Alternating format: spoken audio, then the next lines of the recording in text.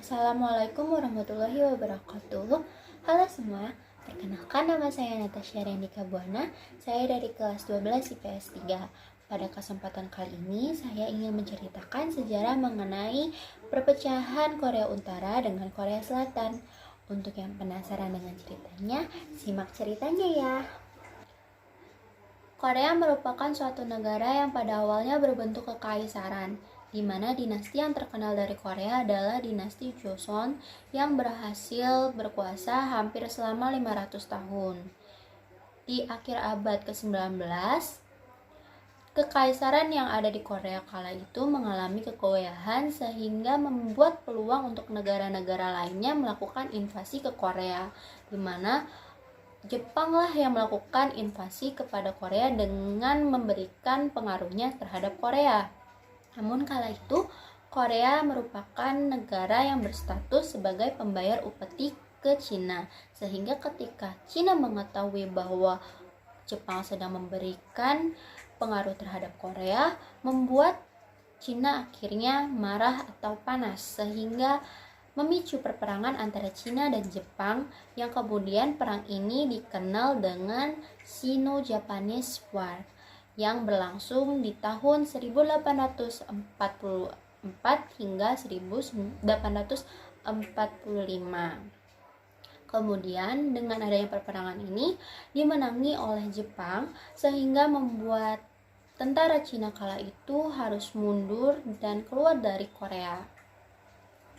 Namun sebenarnya dengan menangnya Jepang kala itu tidak langsung membuat Jepang mendapatkan kekuasaan penuh di Korea.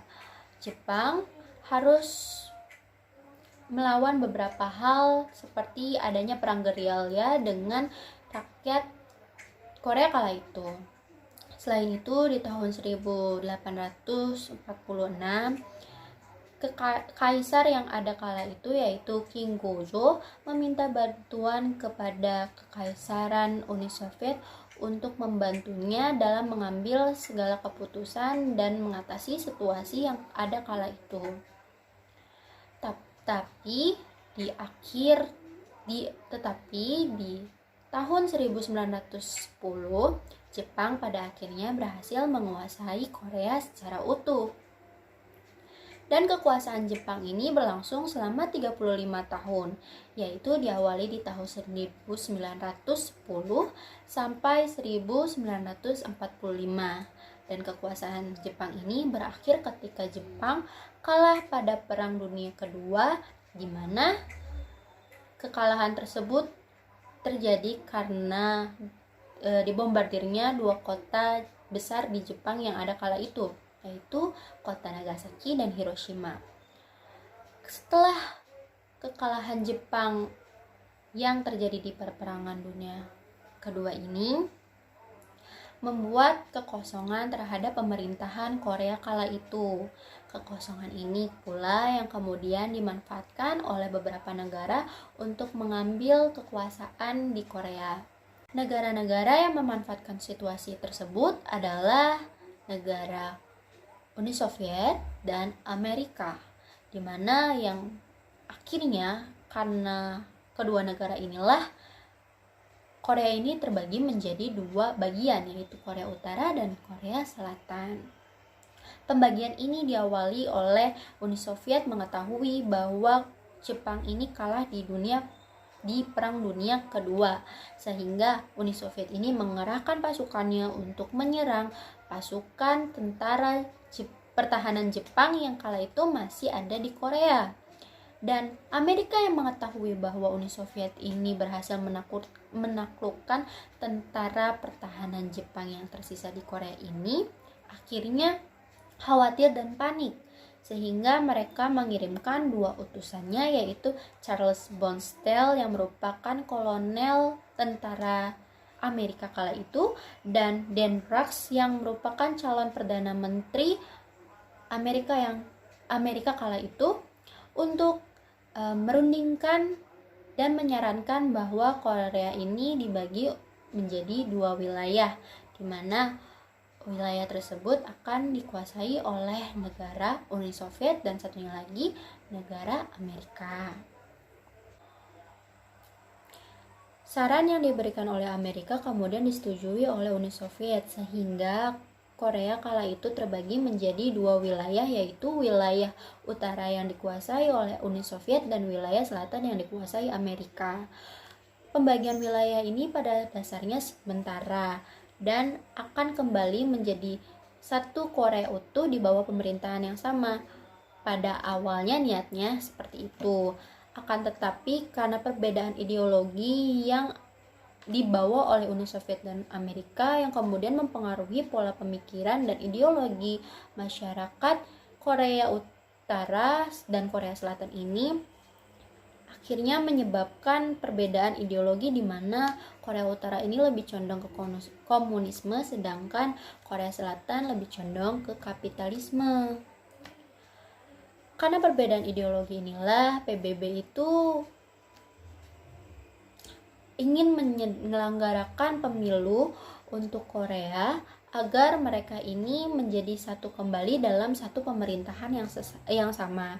Akan tetapi pemilu tersebut ditolak oleh Uni Soviet yang beranggapan bahwa pemilu tersebut kurang adil karena PBB itu lebih banyak atau didominasi oleh Amerika, atau bisa dibilang pengaruh Amerika ini terhadap PBB itu lebih besar daripada Uni Soviet sehingga takutnya adanya kecurangan. Selain itu, Uni Soviet juga khawatir karena pemilu ini akan melemahkan pengaruh Uni Soviet terhadap Korea Utara.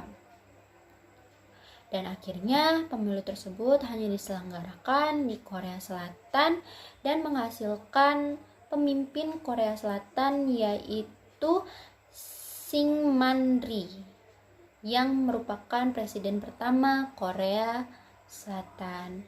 Di Korea Utara sendiri, Uni Soviet menunjuk Kim Song-ju sebagai pemimpin Korea Utara kala itu.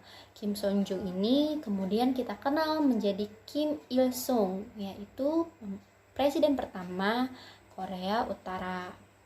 Setelah ditentukannya pemimpin dari kedua negara tersebut, yaitu negara Korea Utara dan negara Korea Selatan, Uni Soviet dan Amerika sepakat untuk menarik pasukannya dari Korea.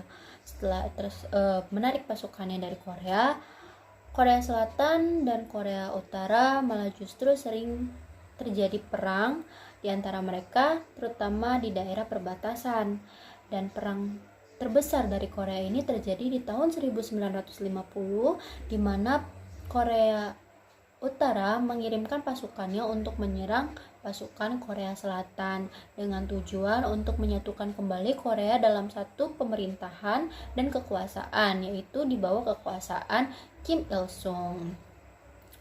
PBB yang mengetahui hal tersebut mengirimkan bala bantuan tentara PBB yang mayoritas Amerika ke Korea Selatan dan berhasil memukul mundur tentara Korea Utara. Namun tentara Korea Utara ini dibantu oleh tentara dari Cina.